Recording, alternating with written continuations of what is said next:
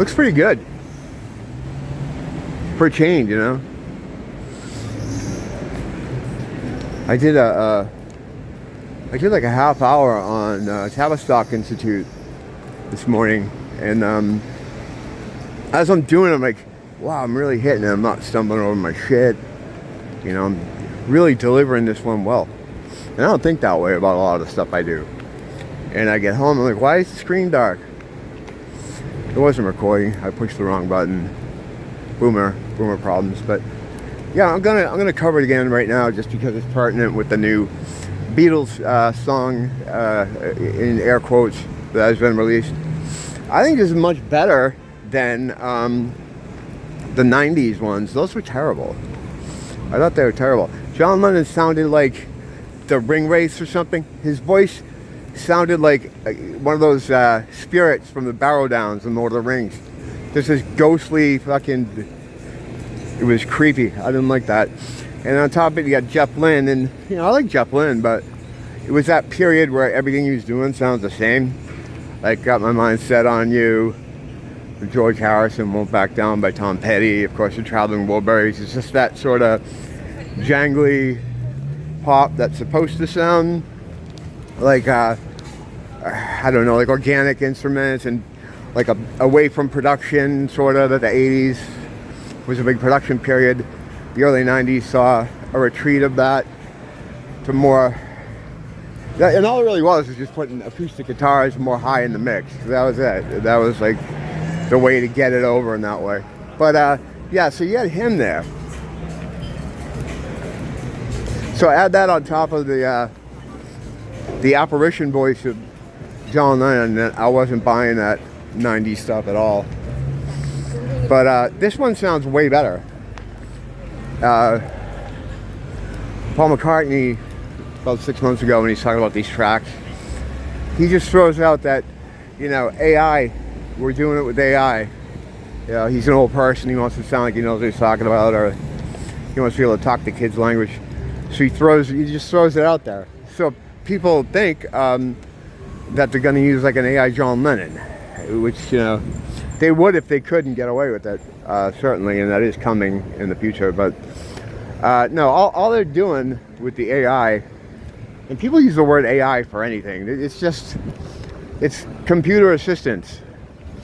Any time you fucking turn on anything, that's AI. You know, if you're playing a video game or you're somehow interacting with the internet or a computer program of any kind, that's fucking, it's the same thing. It doesn't mean anything, you know. But people think AI, they think of fucking Skynet, and it's we're not there. But yeah, so all he meant really was they used AI to separate his voice from all the bullshit that was on the tape, which he didn't have in the 90s. And that's why you had Ring Wraith John Lennon. But this stuff sounds a lot better, and the parts they added to it were good. Again, you know, there's the ethics involved here. John Lennon would hate this. But were he alive, right, and Paul dead, he'd do the same thing to Paul's demos. With glee. With glee. He'd be so excited about it. So, I mean, whatever.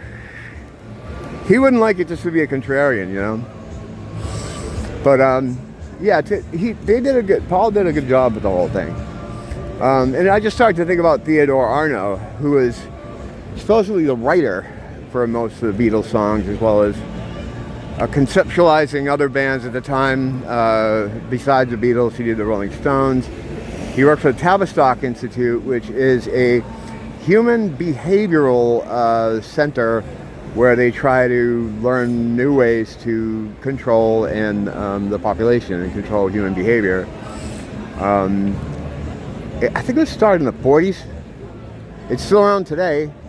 It's much larger, and there's all these offshoot things to it, like offshoot companies.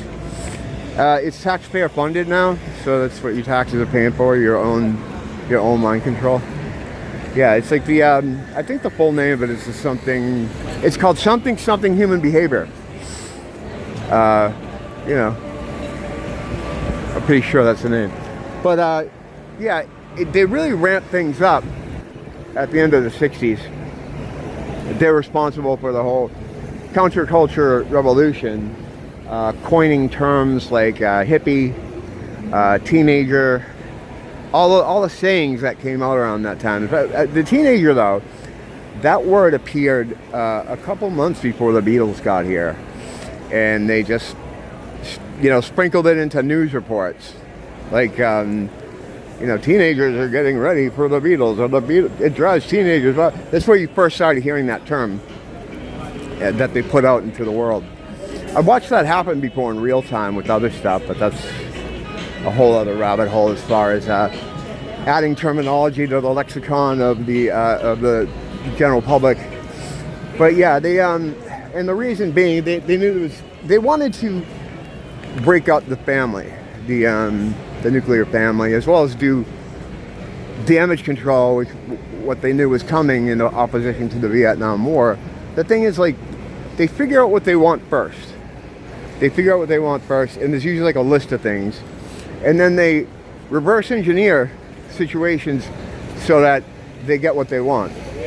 So that whole particular thing, mainly breaking up the family, and the way they did that was it pitted one generation against another. They made it seem as if your parents were uncool and didn't understand you, and you needed freedom. Prior to this, you always had the family would kind of stay together. There was a lot of home farming or like homesteading, and the family would normally stay together. And the problem they had with that is they couldn't come in and tell them what to do, because a family that's together is much stronger, and the rats can't get in there. So they had to create a wedge between the current generation and their parents, and the Tavistock Institute played a big part in that. Down to inventing the logos for the Rolling Stones, the Grateful Dead. An interesting book is Weird Scenes Inside Laurel Canyon. I've done videos on this before, which kind of spells out the whole thing. The author, what happened to him? They ended up getting him somehow. They killed him, you know, but it made it look like it wasn't. You know how they deal with people like this. He got banned, basically. But, yeah, all those rock stars in that era, all their parents were involved in the military or the U.S. government. Jim Morrison's dad was Admiral Morrison, who was the chief guy behind the Gulf of Tonkin false flag, which started the Vietnam War. His son is Jim Morrison. Frank Zappa's parents were involved in nuclear and chemical warfare research, something like that. All those bands, all their families, all knew each other, and they were all military. You know, that whole thing. It's kind of interesting. I saw a lady on a comment section talking about when I was researching this again, because of the Beatles song. I want to see like what exactly Theodore Arnold did. So I'm like, did he write everything? I don't know. It seems weird. And I got a little insight on that, but I'll get to that in a minute. But the comment from the woman was, I'm never going to listen to the Doors again. And I said something along the lines of, yeah, but the hard thing is this is everything.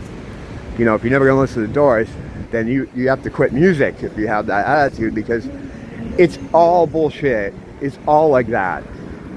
Not just music, but entertainment.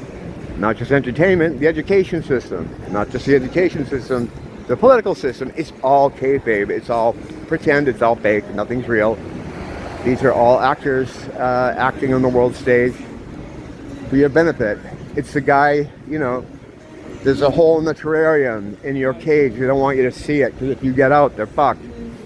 So it's just them jumping up and down every day, all year, saying, look over here, look over here, look over here.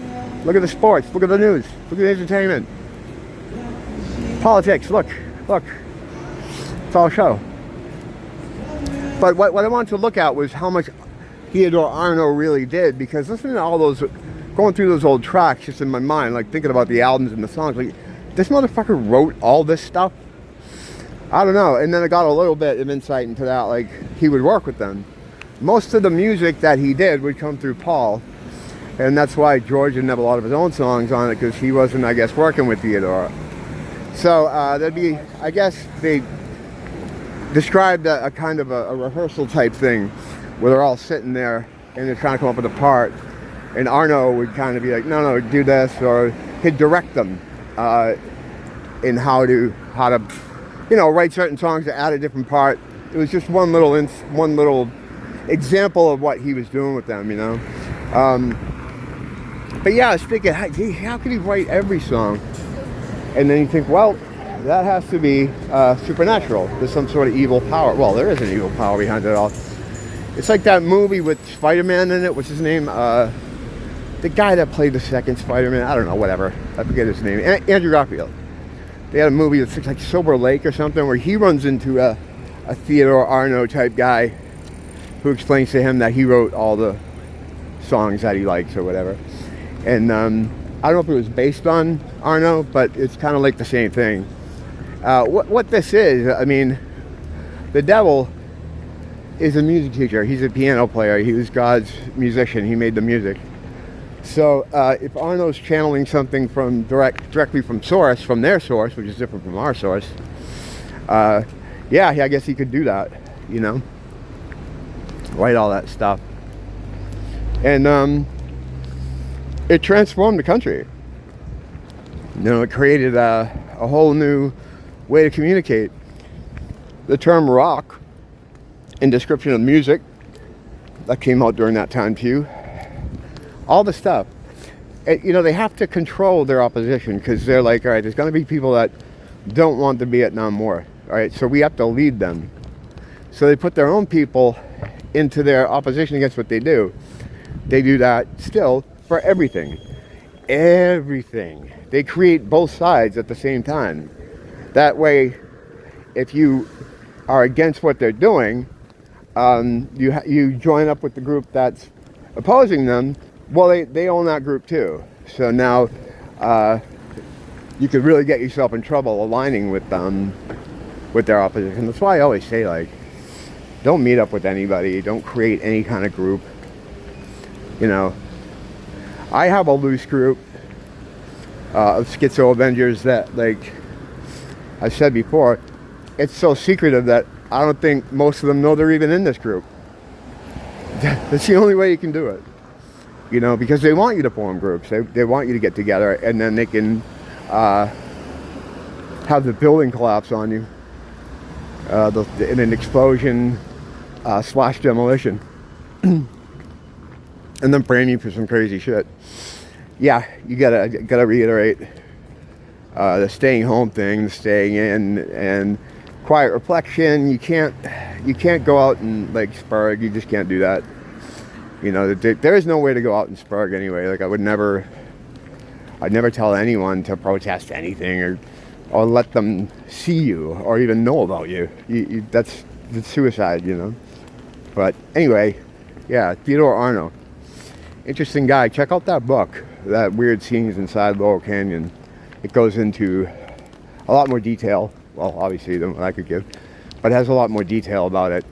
And it's real interesting that the whole thing you've seen endless documentaries about the Cultural Revolution, that was all staged. They did a similar thing in Britain in '76. That was a /MI6 Mossad operation. And then it happened again in the early 90s. The CIA, got involved with the whole alternative rock movement. Bradley Knoll from Sublime, stories of his, he was a bad heroin junkie.